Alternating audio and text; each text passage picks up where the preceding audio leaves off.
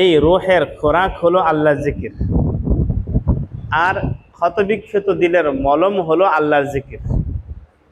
ক্ষতবিক্ষত দিলের মলম, যে ব্যক্তি ব্যথায় চুরচুর হয়ে গেছে, দুনিয়ার মানুষ কর্তৃক অনেক ধরনের অস্থিরতা এসেছে, সে যদি আল্লাহর জিকির শুরু করে, আল্লাহকে ভালোবাসতে শুরু করে, এই সব ব্যথা চলে যায়। বরং আল্লাহ পাকের জন্য এই কুরবানি করা তার কাছে মজাদার হয়ে যাবে।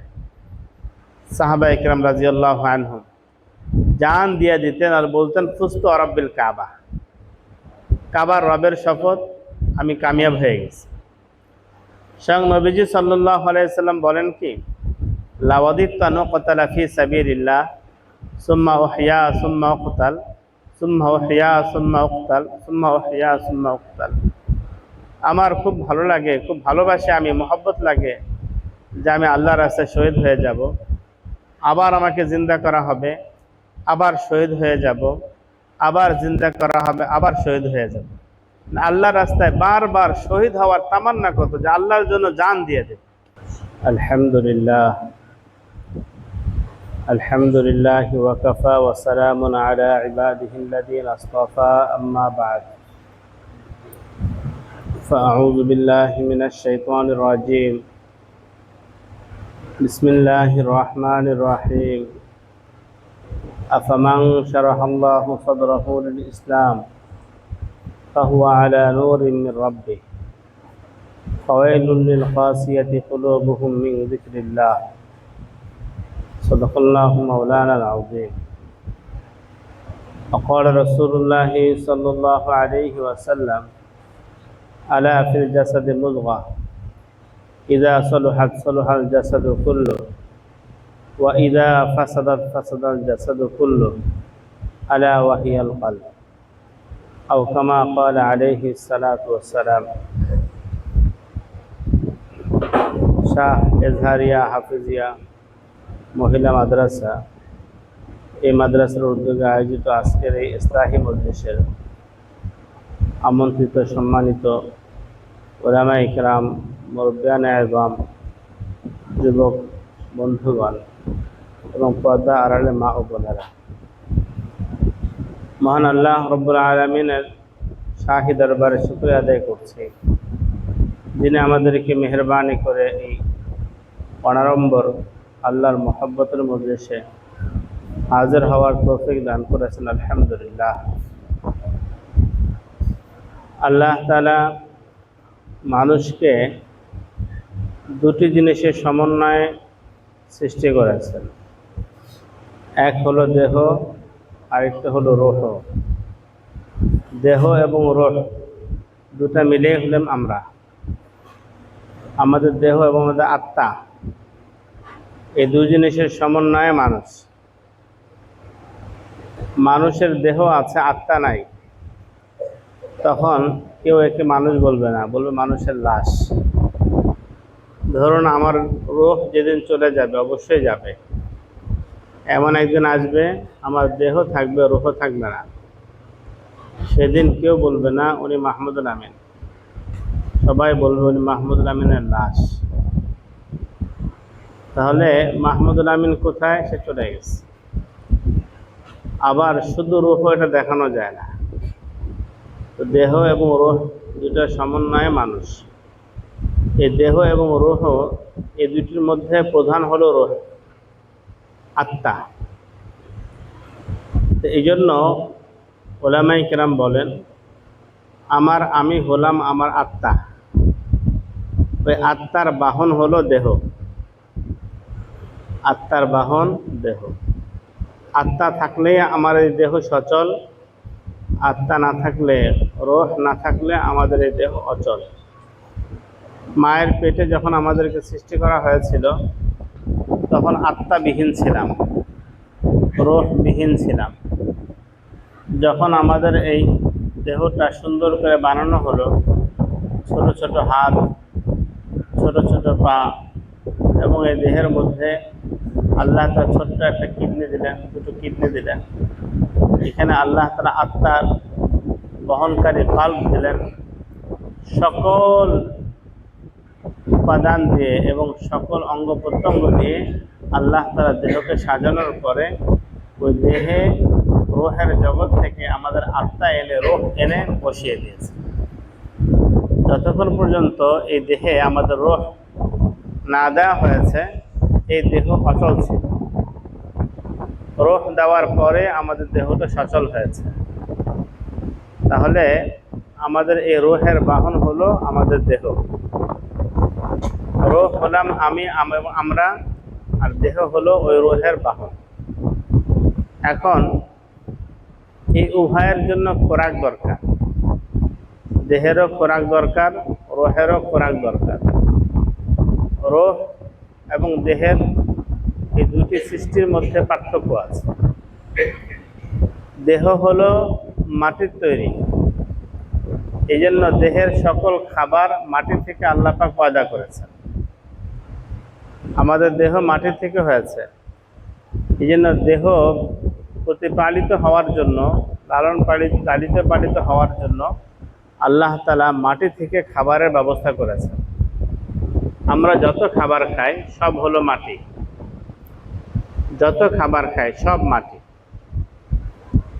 আল্লাহ তাআলা যেহেতু আমাদেরকে ভালোবাসেন, এই জন্য আমাদের খাবারগুলো ডাইরেক্ট মাটি আমাদের সামনে পেশ না করে আল্লাহ তাআলা খাবারের বিভিন্ন নাম দিয়েছেন, বিভিন্ন রং দিয়েছেন, ঘ্রাণ দিয়েছেন, স্বাদ দিয়েছেন, অতঃপর আমাদের সামনে এটা পেশ করে।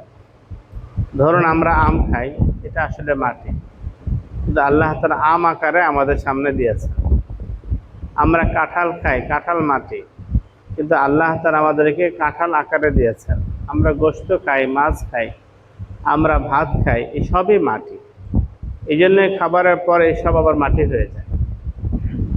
আল্লাহ তাআলা এই মাটি দিয়ে আমাদের দেহকে পালছেন এবং আমাদেরকে আল্লাহ পাক ভালোবাসেন বিধায় মাটি ডাইরেক্ট না খাইয়ে আল্লাহ তাআলা মজাদার করে খাওয়াচ্ছেন, আলহামদুলিল্লাহ। আর আমাদের রূহ যেহেতু মাটির তৈরি না, বলে রূহ মিন আমরি রব্বি, আমাদের রূহ তো আমাদের রবের হুকুম, নূরের তৈরি, আসমান থেকে এসেছে। এই জন্য রূহের যাবতীয় খোরাক আসমান থেকে এসেছে। রূহের খোরাক মাটি থেকে হয় না, আসমান থেকে আসে। রূহের খোরাক হলো আল্লাহর জিকির, রূহের খোরাক হলো 5 ওয়াক্ত নামাজ, রূহের খোরাক হলো রমজান মাসে রোজা রাখা, রূহের খোরাক হলো তিলাওয়াত করা। এই সকল নেক আমল যেগুলো আল্লাহ তাআলা হুকুম করেছেন, এগুলো হলো রূহের খোরাক। এখন কেউ যদি আত্মাকে খাবার না দেয়, আত্মা দুর্বল হয়ে যায়। যেমন দেহকে খাবার না দিলে দেহ দুর্বল হয়ে যায়। আমরা যদি না খেয়ে থাকি, ধীরে ধীরে আমাদের শরীর নিস্তেজ হয়ে যাবে। ঠিক রূহকে খাবার না দিলে রূহ দুর্বল হয়ে যায়। রূহ যখন দুর্বল হয়ে যায়, এই লোকটি নেক আমল করার তৌফিক হারিয়ে ফেলে। তখন তার শক্তি থাকে না নেক আমল করার। কারণ দেহ যখন লালিত পালিত হয়, তখন এই দেহের ভিতরে নফস আছে, এই নফস শক্তিশালী হয়, নফস শক্তিশালী হয়। একদিকে রূহ দুর্বল, অপরদিকে নফস শক্তিশালী। এবার নফস ওই ব্যক্তিকে দিয়ে গুনাহ করায়, তার দেহের মালিক হয়ে যায় নফস। এবার নফস তার চোখকে বলে গুনাহ দেখো, তখন সে গুনাহ দেখে। নফস তার কানকে বলে গুনাহ শোনো, তখন গুনাহ শোনে। নফস তার দেহকে গুনাহ করতে বলে, দেহ গুনাহ করে। রূহ তাকে বাধা দিতে পারে না। কেন? রূহ দুর্বল, রূহ কমজোর। এই জন্য আমাদের উচিত যেটা, সেটা হলো আমাদের আত্মা, আমাদের রূহ, যেটা আসল আমি, এর পরিচর্যা করা, তাকে খাবার দেওয়া। অর্থাৎ আল্লাহ পাকের পক্ষ থেকে যে ইবাদতগুলো দেওয়া হয়েছে, এই ইবাদতগুলো খুব গুরুত্বের সাথে করা। যেগুলো গুরুত্বের সাথে করতে পারি, তাহলে ধীরে ধীরে আমাদের রূহ শক্তিশালী হবে, নফস দুর্বল হবে। নফস যখন দুর্বল হবে, তখন নেক আমলের স্বাদ পাবো। নেক আমল করতে কেউ বাধা দিতে পারবে না। তেলাওয়াত করতে মজা লাগবে, নামাজ পড়তে মজা লাগবে, বাবা মায়ের সেবা করতে ভালো লাগবে। এই জন্য আল্লাহ তাআলা আমাদের সবার রূহকে শক্তিশালী করার তৌফিক দান করুন। আল্লাহ তাআলা কোরআনে কারিমে ইরশাদ করেছেন, এই রূহ শক্তিশালী হয় কখন? রূহ শক্তিশালী হওয়ার আল্লাহ তাআলা হুকুম দিয়েছেন যে রূহ কিভাবে শক্তিশালী হবে সে ব্যবস্থাপনা আল্লাহ পাক করেছেন। সেটা হলো আল্লাহ তাআলা বলেন, ইন্নামাল মুমিনুনা আল্লাযীনা ইযা যুকিরাল্লাহ ওয়াজিলাত কুলুবুহুম। মুমিন সে যখন জিকির করে তার অন্তর প্রকম্পিত হয়, কেঁপে ওঠে, অন্তর শিহরিত হয়। তার মানে তার অন্তর থেকে এই শিহরণের সাথে সাথে ময়লা ঝরে পড়ে যায়। মুমিন তেলাওয়াত করবে, অরাত্তিল কুরআনা তারতিলা, এর দ্বারা তার আত্মা শক্তিশালী হয়ে যাবে। মুমিনের ব্যাপারে আল্লাহ তাআলা কোরআনে কারিমে ইরশাদ করেছেন, যে ব্যক্তি ঈমান আনবে আর নেক আমল করবে, ঈমান অবস্থায় নেক আমল করবে, আল্লাহ তাকে পবিত্র জীবন দান করবে। এই পবিত্র জীবন মানে হলো আল্লাহ তাআলা তাকে রূহানি এক শক্তিশালী রূহ দিয়ে শান্তিময় জীবন দান করবেন। রূহ দুর্বল হলে সে শান্তি পাবে না। দেহ দুর্বল হলে যেমন দেহ অস্থির হয়, রূহ দুর্বল হলে রূহ অস্থির হয়ে যায়। দেখুন, আরেকটু গভীরে গিয়ে বলি, আমরা যখন রূহের জগতে ছিলাম তখন আল্লাহ তাআলা আমাদেরকে এক নুরানি পরিবেশে রেখেছিলেন। সেখানে কোনো গুনাহ ছিল না। ফলে আমাদের রূহগুলো, সবার রূহ সেখানে খুব ভালো ছিল। কিন্তু যখন দেহের মধ্যে এই রূহকে দিয়ে দেওয়া হয়েছে এবং এক পর্যায়ে দেহ গুনাহগার হয়ে যাচ্ছে, তখন সে অন্ধকার অনুভব করে আর রূহ তখন অস্থির হয়ে যায়, ছটফট করতে থাকে যে আমি তো ছিলাম এক নুরানি জগতে, কোন অন্ধকারে এসে গেলাম। এই অন্ধকারের কারণে সে অস্থির হয়ে যায়, ছটফট করতে থাকে। আর এই ছটফট করার কারণে ওই ব্যক্তি অস্থির হয়ে যায়, সে খুব বেশি পেরেশান হয়ে যায়। এখন উপায় কি? যারা এই অস্থির এবং পেরেশান জীবন যাপন করে তাদের জন্য উপায় কি? উপায় হলো আল্লাহ জিকির। আলা বিযিকরিল্লাহি তাতমাইন্নুল কুলুব। কিছু সময় আল্লাহ জিকির করলে তার দিনটা ইতমিনান হয়ে যাবে। সে যখন আবার আসমানি খোরাক পেয়ে যাবে তখন সে ইতমিনান হয়ে যাবে, একদম প্রশান্ত হয়ে যাবে। যখন রূহ প্রশান্ত হয়ে যাবে তখন তার পুরা দেহ প্রশান্ত হয়ে যাবে, সে শান্তি অনুভব করবে। দেখবেন রমজান মাসে রোজাদার না খেয়ে থাকে কিন্তু দিলের মধ্যে শান্তি থাকে। কেন শান্তি থাকে? সে যেহেতু আসমানি খোরাক রূহকে দিচ্ছে, দেহ দুর্বল হলেও রূহ শান্তি পাচ্ছে। এই জন্য আল্লাহ পাকের জিকির এটা রূহকে শান্তি পৌঁছায়। আর রূহের সবচেয়ে প্রধান খোরাক হলো আল্লাহর মহাব্বত। যে কথা আমি মূল বলতে যাচ্ছি সেটা হলো রূহের প্রধান খোরাক আল্লাহর মহাব্বত। আল্লাহর ভালোবাসা, আল্লাহর মহাব্বত যদি এসে যায় তখন এই ব্যক্তি শান্তিময় জীবন যাপন করতে থাকে। ইয়া আল্লাহ, জালাল রুমি রহমতুল্লাহ আলাইহি বলেন, আজলাবে নাদিদ আসাদ বুসা রসিদ মঞ্চে গোয়াম রূহ চে লজ্জত কাশিদ। আল্লাহ পাকের অদেখা মুখের শত শত চুমা যেন আমার রূহের মধ্যে এসে পৌঁছতেছে। আজলাবে নাদিদ আসাদ বুসা রসিদ, আমি কি বলবো, আমার দিল কি পরিমাণ শান্তি চুষতেছে, টেনে আনতেছে। এই জন্য একজন মানুষ যখন আল্লাহর মহাব্বত কারণেওয়ালা হয়ে যায় তার জীবন শান্তিময় হয়ে যায়। রূহের খোরাক হলো আল্লাহর মহাব্বত। ও শাহে দো জাহা জিস দিল মে আয়ে মজে দোনো জাহা কে বার কে পায়। দোনো জাহানের মালিক যে দিলে এসে যায়, ওই দিলওয়ালা দোনো জাহানের চাইতে বেশি শান্তি পেয়ে যায়। নাপুস লজ্জতে জিক্রে খুদা কি, হালাওয়াত নামে পাকে কিবরিয়া কি। আল্লাহ পাকে জিকিরের কি পরিমাণ মজা, এটা জিজ্ঞেস করো না। কারণ আল্লাহ পাকের নামের মিষ্টতা এটা বলে বোঝানো যায় না। ইয়া আল্লাহ, যাকা হালাওয়াতুল ঈমান, ঈমানের স্বাদ আছে, মিষ্টতা আছে। মান রাজিয়া বিল্লাহি রাব্বা অবিল ইসলামী দিনা অবি মোহাম্মদিন নবিয়া। যে ব্যক্তি আল্লাহকে রব হিসাবে পেয়ে খুশি হয়ে গেল, খুব খুশি, আমি আমার রব আল্লাহ, ইসলামকে যে দিন হিসাবে পেয়ে খুশি হয়ে গেল, আর নবীজি সাল্লাল্লাহু আলাইহি ওয়াসাল্লামকে যে নবী হিসাবে পেয়ে খুশি হয়ে গেল, তাহলে সে ব্যক্তি ইমানের স্বাদ পেয়ে গেছে। ইমানের স্বাদ আছে, যেটা বোঝানো যায় না। আল্লাহু আকবার। অনেকের দিলে অস্থিরতা থাকে, পেরেশানি থাকে, কিন্তু আল্লাহর মহব্বত আসলে এই অস্থিরতা চলে যাবে ইনশাআল্লাহ। জিক্রে হক আমাদ গেজা ই রোহরা মার হামামাদ ই দিলে মজরুহরা। জাল্লাদ রুমি রহমতুল্লাহ আলাইহি বলেন, আল্লাহর জিকির, জিক্রে হক আমাদ গেজা ই রোহরা, এই রোহের খোরাক হলো আল্লাহর জিকির, আর ক্ষতবিক্ষত দিলের মলম হলো আল্লাহর জিকির। ক্ষতবিক্ষত দিলের মলম। যে ব্যক্তি ব্যথায় চুরচুর হয়ে গেছে, দুনিয়ার মানুষ কর্তৃক অনেক ধরনের অস্থিরতা এসেছে, সে যদি আল্লাহর জিকির শুরু করে, আল্লাহকে ভালোবাসতে শুরু করে, এই সব ব্যথা চলে যায়। বরং আল্লাহ পাকের জন্য এই কুরবানি করা তার কাছে মজাদার হয়ে যাবে। সাহাবা ইকরাম রাদিয়াল্লাহু আনহুম জান দিয়ে দিতেন আর বলতেন, ফুস্তু রাব্বিল কাবা, কাবার রবের শপথ, আমি কামিয়াব হয়ে গেছি।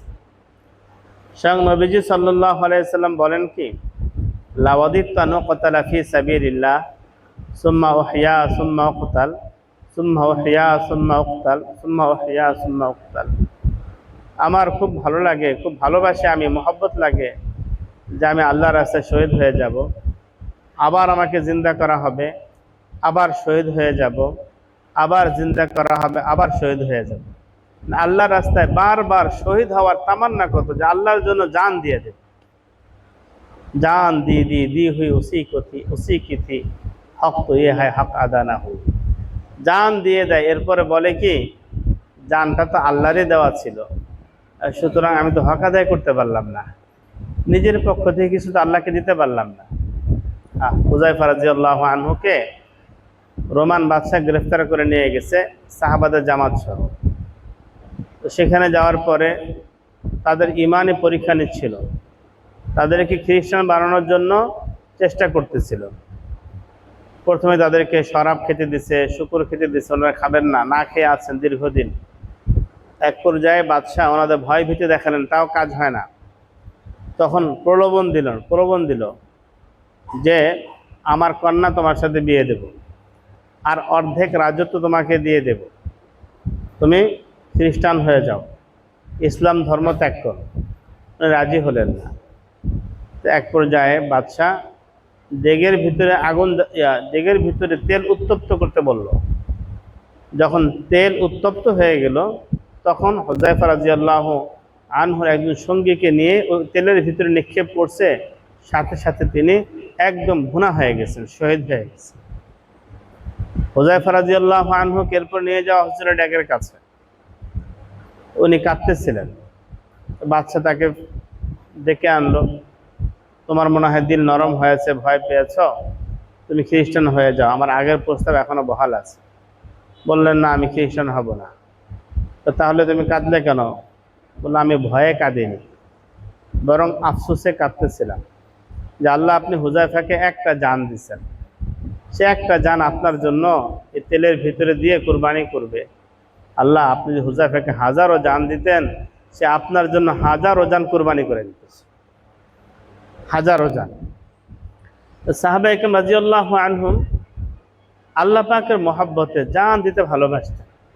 এই জন্যই তো আম্বিয়া ইকরামের জীবনে তাকালে আমরা দেখতে পাই, ইব্রাহিম আলাইহিস সালাতু ওয়াস সালামকে আগুনে নিক্ষেপ করা হবে কেন?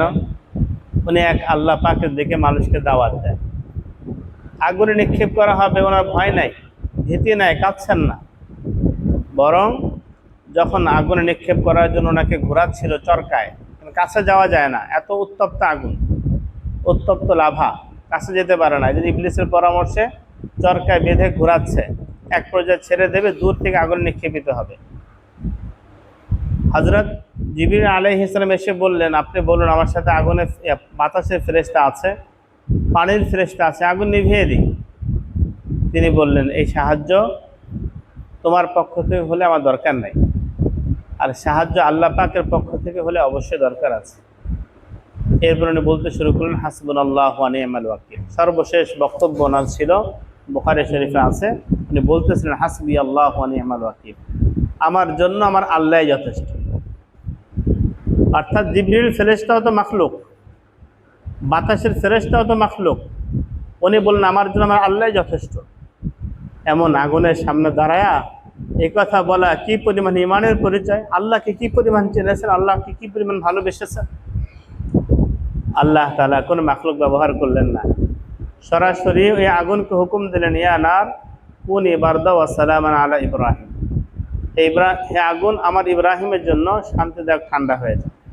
আগুন তো জ্বলছে কিন্তু শান্তিময় হয়ে গেছে। আল্লাহ মুহতারাম, যখন হুকুম আসলো তোমার বিবি বাচ্চাকে রেখে আসো আমার হুকুমে, কোথায়? জিবরিল যেখানে নিয়ে যায়। যেতে যেতে আরবে মিরান মরুতে, বিরান মরু, গাছপালা কিছুই নাই, বেঁচে থাকার কোনো উপায় আর অবলম্বন নাই। কিন্তু আল্লাহর নির্দেশ হয়েছে, আপন কলেজার টুকরা সন্তান আর স্ত্রীকে রেখে উনি সিরিয়া চলে যাবেন। রওনা হয়েছে। পেছন থেকে মা হাজেরা ডাকলেন। আমাদের মা বোনদের খুব অনুরোধ করবো বিষয়টা খেয়াল করে শুনতে, এই অংশটা। মা হাজেরা ডেকে ইব্রাহিম আলাইহিস সালামকে বললেন, আপনি যে চলে যাচ্ছেন কিছু তো বলে যাচ্ছেন না। অর্থাৎ ইব্রাহিম আলাইহিস সালাম মুখের ভাষা হারিয়ে ফেলছেন, যে এমন একটা স্থানে যেখানে উপরে প্রচণ্ড রোদ, নিচের জমিন যেমন ফুটতেছে, এত উত্তপ্ত, পানি নাই, মানুষ নাই, গাছপালা নাই, খাবার দাবার নাই, নির্ঘাত মৃত্যু, এখানে রেখে যাচ্ছি, কি বলে যাব? আমরা চট্টগ্রামে 2 জন এসেছি, একটু পর পরে বাসায় খোঁজ দিতে হয় বাচ্চারা কেমন আছে। অর্থাৎ এত সুরক্ষিত স্থানে রাখার পরও মনটা কাঁদে বাচ্চাদের জন্য। ইব্রাহিম আলাইহিস সালামের কেমন লাগছে, কিন্তু আল্লাহর হুকুম হয়েছে, বাস, যে আল্লাহ পাক বিবি দিয়েছেন, সন্তান দিয়েছেন, ওই আল্লাহ তাআলা বলেছে এখানে রেখে যেতে, বা রেখে যাচ্ছে। আর সান্ত্বনা দেবেন কি বলে সে ভাষা নাই। তো ওনাকে যখন মা হাজেরা ডাকলেন, উনি সিরিয়ার দিকে মুখ করে দাঁড়িয়ে আছেন। পেছন থেকে মা হাজেরা বললেন, আপনি কি আল্লাহর হুকুমে আমাদেরকে রেখে যাচ্ছেন? বললেন, হ্যাঁ, আল্লাহর হুকুমে রেখে যাচ্ছি। তখন মা হাজেরা যে উত্তর ছিল, ইজান লা ইউযায়্যুনা রাব্বুনা, তাহলে আমাদের রব আমাদেরকে ধ্বংস করবেন না। আপনি যেতে পারেন, আপনি নাই কি হয়েছে, আল্লাহ তো আছেন। মানুষ নাই, খাবারের কোনো ব্যবস্থা নাই, থাকার কোনো ব্যবস্থা নাই, কিন্তু আমাদের মালিক আল্লাহ তো আছেন। আপনি যান, তাহলে আমাদের রব আমাদেরকে ধ্বংস করবেন না। এটা হলো ইয়াকিন। এই ঈমান যখন এসে যাবে, তখন আল্লাহ তাআলা এমন নুসরাতের দরজা ফরমাবেন যে আজ পর্যন্ত আমরা ওই কুরবানি ওসিলা ঝমঝম পান করতেছি। ইব্রাহিম আলাইহিস সালাম চলে গেলেন, খাবার ফুরিয়ে গেল, মায়ের বুকে দুধ ফুরায় গেছে, শিশু ইসমাইল ছটফট করতেছে। এবার ওই দুর্বল দেহ নিয়ে টেনে হেঁচড়ে দেহটাকে একবার সাফা পাহাড়ে নিয়ে যান মা হাজেরা। কোনো মানুষ দেখা যায় কিনা, না দেখা যায় না, আবার মারোয়া পাহাড়ে নিয়ে যান। আমরা খাওয়া দাওয়া করে এরপর চাইতে গেলেও কষ্ট হয়, কিন্তু ওই ক্ষুধার্ত দেহ, যে মায়ের বুকে দুধ শুকায় গেছে, কত কষ্ট হয়েছে আম্মা জানেন। যখন সাফা মারোয়া সাই করি বারবার অনুভূতি হয় যে আমরা তো খুব এসির মধ্যে এখন সাই করছি, আর মা হাজেরা প্রচণ্ড রোদের ভিতরে এই পাথরের ভূমিতে ক্ষুধার্ত অবস্থায় এইভাবে একে সাই করছেন। তো একবার সাফা পাহাড়ে উঠছেন, আরেকবার মারোয়া পাহাড়ে যাচ্ছেন। সপ্তমবার যখন মারোয়ায় গেলেন, শিশুর দিকে তাকিয়ে দেখেন যে শিশুর পায়ের নিচে কি যেন দেখা যায়। কাছে এসে দেখলেন আল্লাহ তাআলা ঝর্ণা জারি করে দিচ্ছেন, ঝমঝম।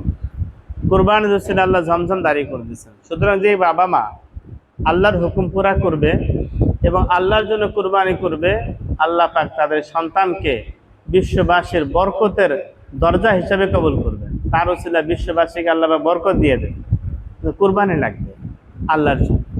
মুহতারাম, হযরত ইব্রাহিম আলাইহিস সালামের এই সন্তান ইসমাইল যখন একটু বড় হলেন, আবার হুকুম আসলো, জবাই করে দাও। নিজের কলিজায় ছুরি চালানো যায়, সন্তানের কলিজায়, সন্তানের গলায় কত কঠিন। কিন্তু আল্লাহ পাককে তারা যে জানের চাইতে বেশি ভালোবাসতেন, সন্তানের চাইতে বেশি ভালোবাসতেন, এই জন্য বাস প্রস্তুত হয়ে গেলেন সন্তানের গলায় ছুরি চালাবেন। শিশু ইসমাইল, তাকে বলা হলো, ইব্রাহিম আলাইহিস সালাম বললেন, ইন্নী আরাফিল মানাম আন্নী আযবাহুকা ফানজুর মাজা তারা, আমি স্বপ্ন দেখেছি তোমাকে জবেহ করছি, বলো তোমার মতামত কি। সাথে সাথে রাজি হয়ে গেলেন। ইয়া আবাতি ফাল মা তুমার, আব্বাজান আপনাকে যা হুকুম দেওয়া হয়েছে করে ফেলুন। তার মানে হলো যে আমার জানটা আল্লাহ পাক নিতে চাচ্ছেন, তো নিয়ে যাক, আমি খুশি। খুশি মনে জান দিতে প্রস্তুত হয়ে গেলেন। ছুরির নিচে নিজের গলাটা ঝুঁকায় দিলেন। ইব্রাহিম আলাইহিস সালাম ছুরি চালাচ্ছেন, সন্তান ওই ছুরির নিচে শান্ত হয়ে শুয়ে আছে। উভয়ে আল্লাহকে খুশি করার জন্য ব্যাকুল হয়ে গেছে। আল্লাহ জান দিতে বলছে, জান দিতে তৈরি মহতারাম। এই জন্যই আল্লাহর ভালোবাসা যখন কারো দিলে আসবে, সে আল্লাহর জন্য সব করতে প্রস্তুত হয়ে যাবে, আর সে তার মধ্যে খুশি থাকবে। তার অঙ্গহানি হয়ে যাবে, সে খুশি। তার জান চলে যাবে, সে খুশি। এই জন্য আল্লাহর মহব্বত হলো শান্তির আসল। জুন্নুন মিসর রহমতুল্লাহ আলাইকে একজন জিজ্ঞেস করলেন, হুজুর আপনি কেমন আছেন? ওই ব্যক্তির সুখের কথা কি জিজ্ঞেস করো? আসমান জমিন যার মর্জি মোতাবেক চলে। আসমান জমিন তো আল্লাহ পাকের মর্জিতে চলে। দেখো, আমি আমার মর্জিকে আমার মালিকের মর্জিতে বিলীন করে দিচ্ছি। আমার মালিক যা চান তাই আমার চাওয়া। আমার মালিক যদি চান জুন্নুন তুমি খেয়ে থাকো, আমি খেয়ে থাকি, খুশি। আর যদি না খেয়ে থাকো, আমি না খেয়ে খুশি। এই জন্য আল্লাহ তাআলা আমাদের সবাইকে আল্লাহর মহব্বত হাসিলের তৌফিক দান করুন। আল্লাহ তাআলা কোরআনে কারিমে বলেন, ওয়াল্লাযীনা আমানু আশাদ্দু হুব্বাল লিল্লাহ, ঈমানওয়ালাদের দিলে সবচেয়ে বেশি মহব্বত থাকে আল্লাহ তাআলা। বরং আল্লাহর মহব্বত ছাড়া জীবনই না। তেরে বগैर জিনা নেহি হয়, আল্লাহ পাক ছাড়া জীবন না। এই জন্য আমাদের শামসুল হক ফরিদপুর রহমতুল্লাহ আলাইহি বলেছেন, তুমি দুনিয়াতে সব কিছু পেয়েছ, কিন্তু আল্লাহকে পাওনি, তুমি কিছুই পাওনি। সব কিছু পেলাম কিন্তু আল্লাহকে পেলাম না, আমি কিছুই পেলাম না। ইয়া আল্লাহ, আল্লাহ পাকের মহব্বত হলো শান্তির মূল। আল্লাহ তাআলা আমাদের সবাইকে আল্লাহ পাকের মহব্বত দান করেন, হাসিল করার তৌফিক দান করেন। আল্লাহ তাআলা তার মহব্বত দেবেন, এর জন্য উসিলা বানিয়েছেন নবীজির সুন্নাতকে। সহজে মহব্বত পাওয়ার রাস্তা হলো সুন্নতের রাস্তা। সহজে মহব্বত পাওয়ার রাস্তা আল্লাহ তাআলা কোরআনে কারিমে বলেন, কুল ইন কুনতুম তুহিব্বুনাল্লাহ ফাত্তাবিউনি ইউহিব্বুকুমুল্লাহ। নবী আপনি বলে দিন, তোমরা যদি আল্লাহকে ভালোবাসতে চাও তাহলে আমার অনুসরণ করো, আল্লাহ তাআলা তোমাদেরকে ভালোবাসবেন। আসসালামু আলাইকুম। বয়ান করতেছি। ওয়ালাইকুম আসসালাম। বয়ান করতেছি, একটু পরে ফোন দেই। তো সুন্নাতের রাস্তা হলো আল্লাহর মহব্বতের রাস্তা। আল্লাহ পাক বলেন, তুমি সুন্নাতের ইত্তেবা করো, তুমি আল্লাহকে ভালোবাসো, তাহলে আমার ইত্তেবা করো। বল, হে নবী আপনি বলে দিন, ইন কুনতুম তুহিব্বুনাল্লাহ, যদি তোমরা আল্লাহকে ভালোবাসো, ফাত্তাবিউনি, আমার অনুসরণ করো। তো সুন্নাত মানো, ইউহিব্বুকুমুল্লাহ, আল্লাহ তোমাদেরকে ভালোবাসবেন। ওয়া ইয়াগফির লাকুম যুনুবাকুম, তোমাদের গুনাহকে মাফ করে দেবেন। এই জন্য সুন্নতের রাস্তা হলো আল্লাহর মহব্বতের রাস্তা। এই আয়াতের ব্যাখ্যায় আমার উস্তাদজি বলেন, এই আয়াতে আল্লাহ তাআলা বললেন যে নবী আপনি বলে দিন, তোমরা যারা আল্লাহর আশিক আছো, আমার সুন্নাত মানো, তাহলে আল্লাহর মাশিক হয়ে যাবে। আল্লাহ পাককে ভালোবাসনেওয়ালা আছো, সুন্নাতের ইত্তেবা করো, তা আল্লাহ পাকের ভালোবাসার পাত্র হয়ে যাবে। আর আল্লাহ পাক যাকে ভালোবাসবেন, সে যখন হাত দুখানা আল্লাহ পাকের সামনে তুলে ধরবে, আল্লাহ পাক হাত দুখানা ফিরাইয়া দেবেন না। আল্লাহ তাআলার কাছে যখন সে চাইবে কিছু, আল্লাহ পাক গায়েব থেকে তার জন্য ফয়সালা করে দেবেন, যেহেতু আল্লাহ তাআলা একে ভালোবাসেন। আল্লাহ তাআলা আমাদেরকে আল্লাহ পাকের ভালোবাসা হাসিলের তৌফিক দান করুন। শেষ কথা আমি যেটা বলতে চাই সেটা হলো, আমাদের দিল, আমাদের রূহ আর দেহ, এই দুটির সমন্বয়ে আমরা, কিন্তু আসল হলাম আমাদের রূহ। এই রূহ যদি ময়লাযুক্ত হয়, তাহলে এই লোক জান্নাতে যেতে পারবে না। দেহ নাপাক হলে ওই দেহ নিয়ে নামাজ পড়া যায় না, অনেক ক্ষেত্রে মসজিদেও যাওয়া যায় না। ঠিক রূহ ময়লা হলে, নাপাক হলে ওই রূহ জান্নাতে যাবে না। রূহ জান্নাতে যেতে হলে রূহ পাক হতে হবে। গুনাহের ময়লাযুক্ত রূহ জান্নাতে যাবে না। এখন প্রশ্ন হলো, কারো ঈমান আছে কিন্তু গুনাহগার, তার কি উপায় হবে? ঈমান আছে কিন্তু গুনাহগার, তো তাকে প্রথমে জাহান্নামে নেওয়া হবে, আগুনে জ্বালায়া তাকে পাক করা হবে, সাপে কামড়ায়া পাক করা হবে, গরম পানি খাওয়ায়া পাক করা হবে। এই পাক করানোর পরে তাকে জান্নাত দেওয়া হবে। এটা অনেক কঠিন। হতে পারে 1000 বছর তাকে আগুনে জ্বালানো হবে, হতে পারে 1000 বছর তাকে সাপ দিয়ে কামড়ানো হবে, হতে পারে 1000 বছর তাকে গরম পানি খাওয়ানো হবে, হতে পারে 1000 বছর হাতুড়ি দিয়ে তাকে পেটানো হবে। এই 1000 বছর শাস্তি ভোগ করে এরপরে জান্নাতে যাওয়া এটা অনেক কঠিন। এর জন্য উপায় কি? রূহটাকে দুনিয়া থেকে পাক করে যায়। আমাদের রূহ দুনিয়া থেকে পাক করি, দুনিয়া থেকে নিজেকে পাক পবিত্র করে যায়। তথা আমাদের দেহ পাক হয় ওজুর পানিতে, আর রূহ পাক হয় চোখের পানিতে।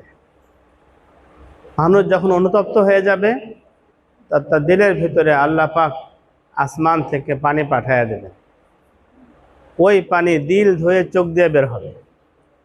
চোখের পানি মূলত আসমান থেকে আসে। এক আল্লাহওয়ালা বলেন যে তুমি আল্লাহর কাছে দোয়া করো এবং দোয়া কবুলের রসিদ নিয়ে নাও। দোয়া কবুল হয়ে গেছে এর সনদ নিয়ে নাও, আর সেটা হলো চোখের পানি। যখন চোখে পানি এসে যায় দোয়ায়, তখন কথা বুঝতে হবে যে আল্লাহ পাক দোয়া কবুল করেছেন, তার আলামত হিসেবে চোখে পানি দিয়ে দিচ্ছেন। এই জন্য চোখের পানি অনেক বড় নিয়ামত, এটা দ্বারা দিল পরিষ্কার হয়ে যায়। আবারও বলছি, আমরা জাহেরি পানি দিয়ে আমাদের অঙ্গ প্রত্যঙ্গ ধুয়ে পবিত্র করব, আর চোখের পানি দিয়ে আমাদের অন্তরকে পরিষ্কার করব, পবিত্র করব, রূহকে পরিষ্কার করব, পবিত্র করব। কতদিন? মৃত্যু পর্যন্ত এই পবিত্র অবস্থা থাকতে হবে। মৃত্যু পর্যন্ত নিজেকে পাক রাখতে হবে। দেহে যখন ময়লা লাগে পরিষ্কার করে নেই, ঠিক যখনই কোনো গুনাহ হয়ে যাবে আর রূহটা ময়লা যুক্ত হয়ে যাবে, তখনই তওবা ইস্তেগফার করে রূহকে পাক করে ফেলব। রূহকে নাপাক রাখবো না। জানি না আমার রূহ কালো অবস্থায় ফেরেশতা এসে যায় কিনা, আমাকে নেওয়ার জন্য হাজির হয়ে যায় কিনা। রূহ যখন কালো থাকবে, ময়লা থাকবে, তখন আযাবে ফেরেশতা আসবে। এটা সিগন্যাল পাবে রূহ থেকে কোন ফেরেশতা আসবে। রূহ পরিষ্কার থাকলে রহমতের ফেরেশতা আসবে।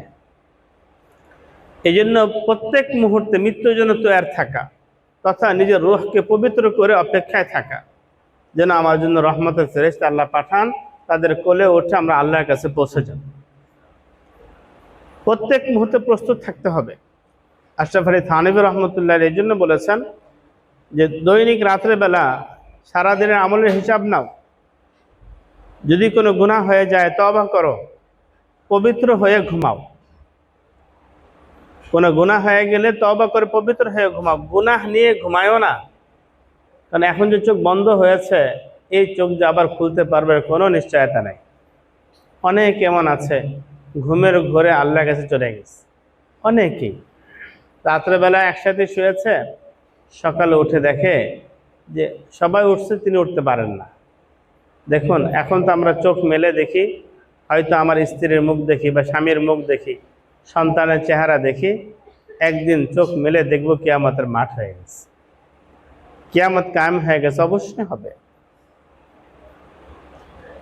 ইয়া আল্লাহ। হযরত মাওলানা আবু তাহের মিসবাহ সাহেব দামাত বারাকাতুহুম তার প্রকাশিত সম্পাদিত পুষ্পে আল কলম যে পত্রিকা, সেখানে একটা ঘটনা লিখেছেন মাদ্রাসাতুল মদিনার।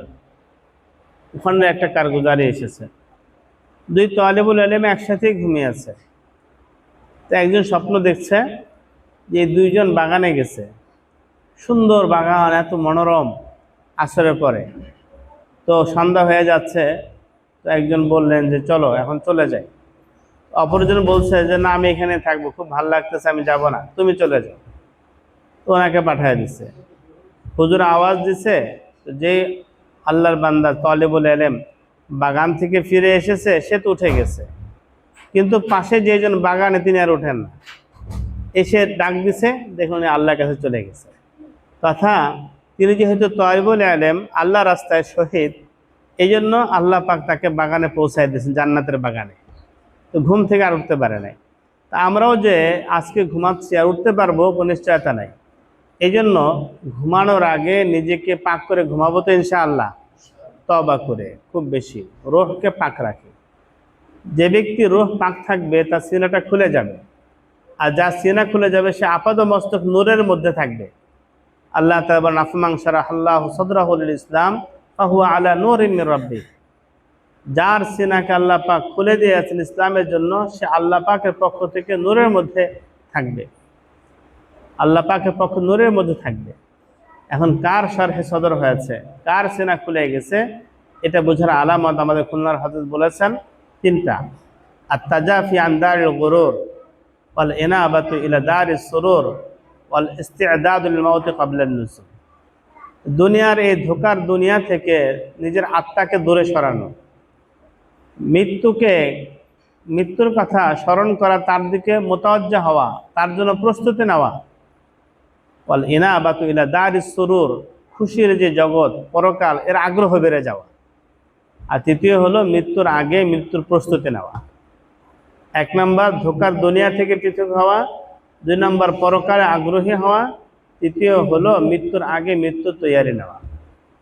এখন কথা হলো ধোকার দুনিয়া থেকে পৃথক হবো, এটার মানে কি? এর মানে হলো জালালউদ্দিন রুমি রহমতুল্লাহ আলাইহি দুনিয়ার ব্যাখ্যা দিয়েছেন। চিস্ত দুনিয়া, দুনিয়া কি জিনিস? নিজে উত্তর দেন, আজ খোদা গাফেল বুদান। আল্লাহর থেকে গাফেল হয়ে যাওয়ার নাম হলো দুনিয়া, আল্লাহকে ভুলে যাওয়ার নাম হলো দুনিয়া। নাই কুমাশ ও নুকরা ও ফারজান্দ জান, দামি গালিচা, স্বর্ণরৌপ্যের টুকরা অলংকার, এমনকি বিবি বাচ্চা, এরা দুনিয়া না। যদি আমার স্বর্ণরৌপ্য, আমার বিবি বাচ্চা আমাকে আল্লাহর থেকে গাফেল না করে, এরা দুনিয়া না। দুনিয়া হলো আল্লাহকে ভুলে যাওয়া, দুনিয়া হলো গুনাহ করা। সুতরাং একজন দিন মজুর, সে যদি ওই রিজিকের তাড়নায়, রিজিক কামাইয়ের জন্য আল্লাহর হুকুম ছেড়ে দেয়, নামাজ, ভ্যানওয়ালা ভ্যান চালায়, যদি বলা হয় পেটের দায়ে বাঁচি নামাজ পড়বো কীভাবে, দুনিয়াদার, এই আল্লাহর থেকে গাফেল হয়ে গেছে। আর একজন কোটিপতি, নামাজ ঠিক মতো পড়ে, আল্লাহর হুকুম পালন করে, যাকাত ঠিক মতো দেয়, এ দুনিয়াদার না। আল্লাহ তা আমাদের সবাইকে দুনিয়াদার হওয়া থেকে হেফাজত করেন, তথা আল্লাহ তাআলাকে ভোলা থেকে হেফাজত করেন। তো দুনিয়া হলো আল্লাহ থেকে গাফেল হয়ে যাওয়ার নাম। তা আমি যে কথাগুলো বললাম, যে মৃত্যুর আগে মৃত্যুর তৈয়ারি নেওয়া এবং নিজেকে নূরের মধ্যে রাখা। নূরের মধ্যে থাকবে কিভাবে? দুনিয়া থেকে আত্মার দূরত্ব হবে, আখিরাতে আগ্রহ বেড়ে যাবে, এবং মৃত্যুর আগেই মৃত্যুর প্রস্তুতি নেব। এই মজলিসগুলো মৃত্যুর প্রস্তুতির একটা অংশ। এখানে দিনের কথা শোনা, হাফিজ হুজুর রহমতুল্লাহ আলাইহির বিখ্যাত কথা আমাদের শায়েখ প্রফেসর হযরত রহমতুল্লাহ আলাইহি বলতেন, যে হাফিজ হুজুর বলতেন, আসুন কিছু সময় আমরা দিনের মুজাকারা করি, আলোচনা করি, যেন আমাদের মধ্যে আখিরাতের ফিকির পয়দা হয়। আখিরাতের ফিকির, আল্লাহ তাআলা আমাদের সবাইকে আখিরাতের ফিকির করার তৌফিক দান করেন।